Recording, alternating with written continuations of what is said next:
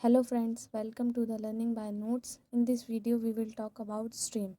Stream comes under the topic of Java. When you are learning about input output files in Java, then we have to learn about the stream. So in this video we will talk about what is a stream, what is stream classes and types of stream classes. So let's start with the video. First we will understand what is stream. So this is a small definition of stream. Stream is a sequence of bytes. Stream is linked to any physical devices by Java IO. Java implement stream within the class hierarchy. ये किसके under आता है, किसमें defined है, java.io.package में. Stream कुछ नहीं होते, सीक्वेंस ऑफ बाइट्स होते हैं, या तो आइदर कंज्यूम करते हैं और प्रोड्यूस करते हैं इन्फॉर्मेशन का. इनका सारा काम किस पे बेस्ड होता है, आपके इन्फॉर्मेशन पे. ये टेक करते हैं इनपुट एंड प्रोड्यूस करते हैं आउटपुट.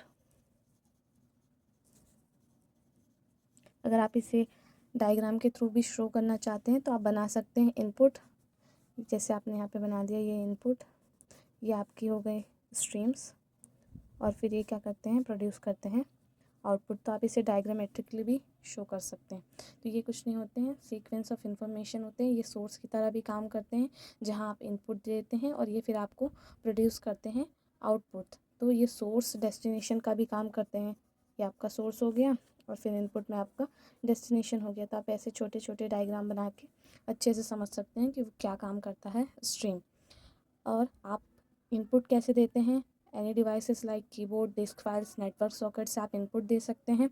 और आपको आउटपुट कैसे मिलता है, जैसे डिवाइस कीबोर्ड से आपको कंसोल स्क्रीन पे मिलता है, डिस्क फाइल में नेटवर्क ऑपरेशन के थ्रू, नेटवर्क कनेक्शन के थ्रू.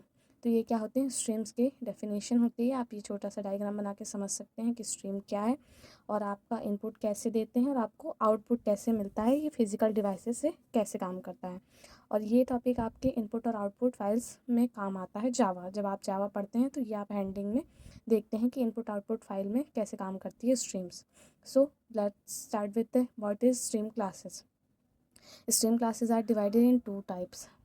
दो टाइप्स कौन कौन से होते हैं, बाइट स्ट्रीम होती है और कैरेक्टर स्ट्रीम होती है.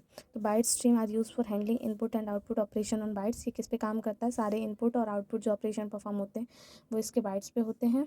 और कैरेक्टर के इनपुट और आउटपुट ऑपरेशन या फिर आईओ ऑपरेशन किस पे होते हैं, कैरेक्टर्स पे होते हैं. अब हम बात करेंगे जावा स्ट्रीम क्लासेस की.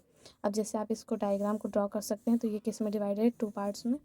ये बाइट्स और कैरेक्टर में. अब बाइट में आपकी कौन सी आती है, input stream class and output stream class. Character में कौन सी आती है, रीडर एंड राइटर.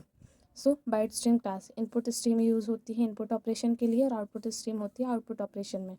ये कंटेन करती है read method to perform read operation for bytes of data. और ये आउटपुट स्ट्रीम कंटेन करती है राइट मेथड, और ये परफॉर्म करती है write operation for bytes of data. ये सब किस पे काम करते हैं, बाइट्स ऑफ डेटा पे काम करते हैं. सिमिलरली कैरेक्टर के लिए भी रीड मेथड होती है जो कैरेक्टर्स पे काम करते हैं और इस पे राइट मेथड्स होती हैं.